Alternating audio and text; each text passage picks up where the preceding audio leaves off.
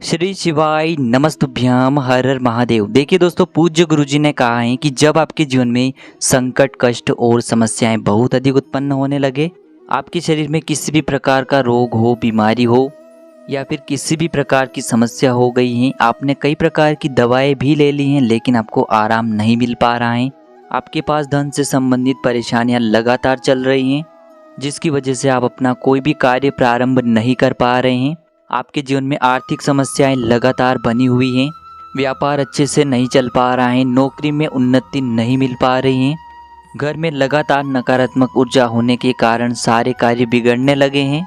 गुरुजी ने कहा है कि यदि आपके जीवन में भी ऐसी समस्याएं चल रही हैं तो आपको रविवार की इस दशमी तिथि पर बहुत ही चमत्कारी उपाय करने हैं। देखिए दोस्तों, पूज्य गुरुजी की कथा को सुन करके और समझ करके ही आपको समझाने का पूरा प्रयास करूंगा। लेकिन दोस्तों, वीडियो में आगे बढ़ने से पहले वीडियो को लाइक करें और यदि आप चैनल पर पहली बार आए हैं तो चैनल को सब्सक्राइब करके कमेंट में ओम नमः शिवाय जरूर लिखें। देखिए, इस वीडियो में हम पूज्य गुरुजी द्वारा बताए गए 3 बहुत ही चमत्कारी उपायों के बारे में बात करेंगे। इनमें से जो भी उपाय आपके लिए सरल और उचित हो उसे आप कर सकते हैं। चलिए दोस्तों, बात करते हैं पूज्य गुरुजी द्वारा बताए गए पहले विशेष उपाय के बारे में। इस उपाय के लिए मात्र आपको एक तांबे के पात्र के अंदर शुद्ध जल लेना है और इसी के साथ में आपको मात्र थोड़ा सा शुद्ध घी लेना है। देखिए दोस्तों, 1 लोटे जल और शुद्ध घी को लेकर के आपको पहुंच जाना है भगवान शिव के मंदिर में। देखिए दोस्तों, यह उपाय आप सुबह से लेकर के शाम तक किसी भी समय कर सकते हैं। देखिए, सबसे पहले तो आपके पास जो घी है उसे आपको अपनी चीटी उंगली की जो पास वाली उंगली होती है, अनामिका उंगली, उसमें लेना है और इस घी को आपको शिवलिंग पर, जहां माता अशोक सुंदरी का स्थान होता है, वहां पर आपको अच्छे से लेपन कर देना है। देखिए, माता अशोक सुंदरी का जो स्थान है शिवलिंग पर जलाधारी के बिल्कुल बीच में होता है, तो उसी स्थान पर आपको इस घी का अच्छे से लेपन करना है।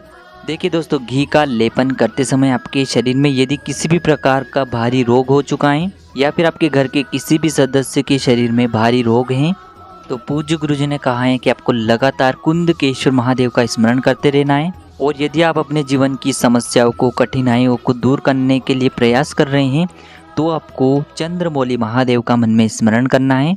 और यदि आप अपनी कर्ज की समस्या को दूर करने के लिए यह उपाय कर रहे हैं, अपने ऋण से मुक्ति पाने के लिए आप यह उपाय कर रहे हैं, तो आपको ऋण मुक्तेश्वर महादेव का स्मरण कर लेना है। देखिए, घी का लेपन करने के बाद आपके पास जो एक तांबे के पात्र के अंदर शुद्ध जल है, इसे आपको भगवान शिव की शिवलिंग पर धीरे धीरे समर्पित कर देना है। श्री शिवाय नमस्तुभ्यम इस मंत्र का जाप करते हुए। देखिए, जैसे ये जल शिवलिंग से होकर के जलाधारी की ओर बह करके आएगा तो इसे आपको अपने सीधे हाथ में लेकर के अपने पूरे शरीर पर छिड़काव कर लेना है। देखिए, जिस उंगली से आपने जलाधारी पर घी का लेपन किया था, उस घी की उंगली को आपको कहीं भी पहुंचना नहीं है, सीधे आपको अपने घर पर आ जाना है। अब आपको अपने घर का जो मुख्य द्वार है वहां पर आपको एक बिंदी लगा देनी है। जो आपकी उंगली में थोड़ा सा घी शेष रह जाएगा, उसी से आपको एक बिंदी इस घी की लगा देनी है अपने मुख्य द्वार पर।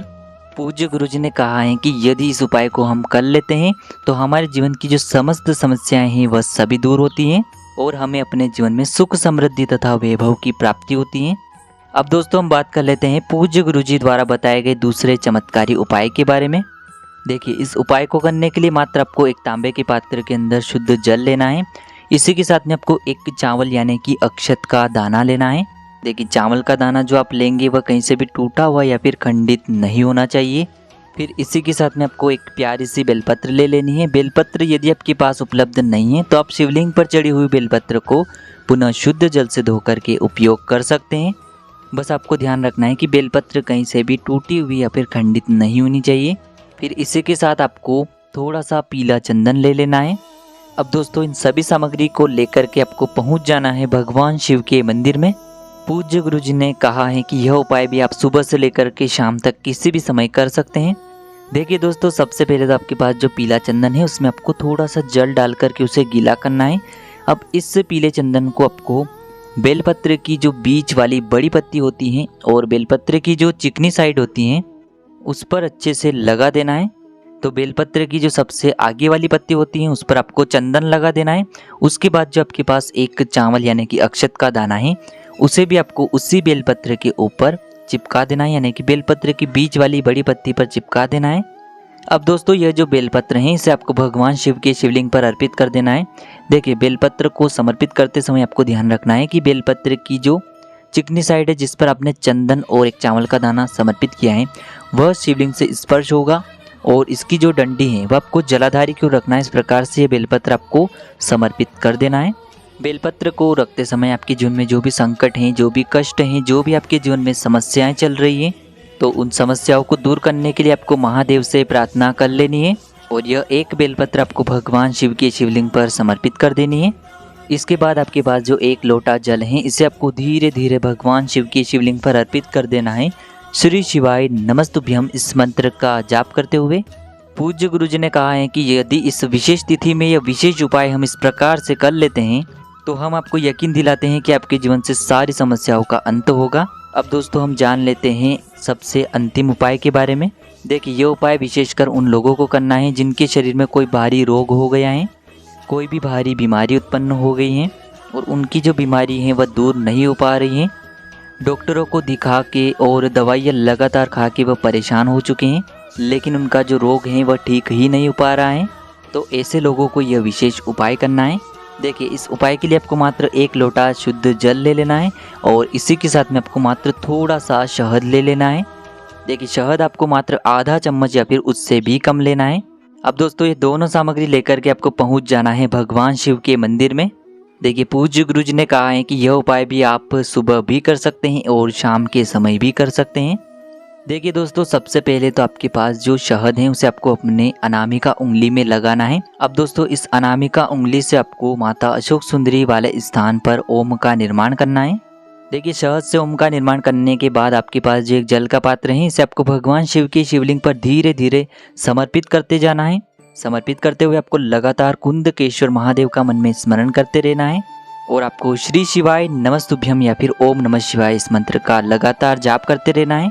देखिए जैसे ही यह जल शिवलिंग से होकर के जलाधारी की ओर बहकर के आएगा, जो अपने माता अशोक सुंदरी वाले स्थान पर ओम का निर्माण किया है शहद से उससे स्पर्श होकर के आएगा, तो इस जल को आपको किसी भी अन्य पात्र में थोड़ा सा एकत्र कर लेना है।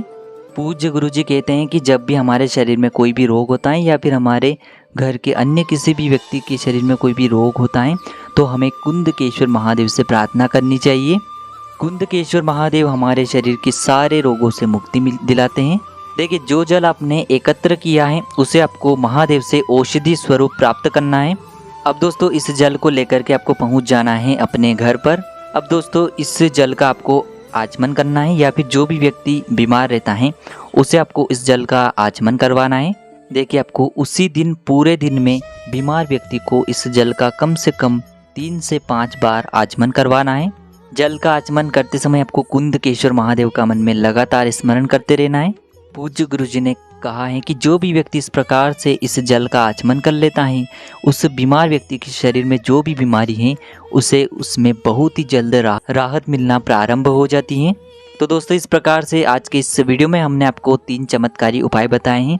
जो भी उपाय आपको उचित और सरल लगता है उसे आप कर सकते हैं। यदि उपाय से जुड़ा किसी भी प्रकार का आपका सवाल है तो आप हमें कमेंट में पूछ लें। उपाय को करते समय किसी भी प्रकार की गलती न करें। श्री शिवाय नमस्तुभ्यम। हर हर महादेव।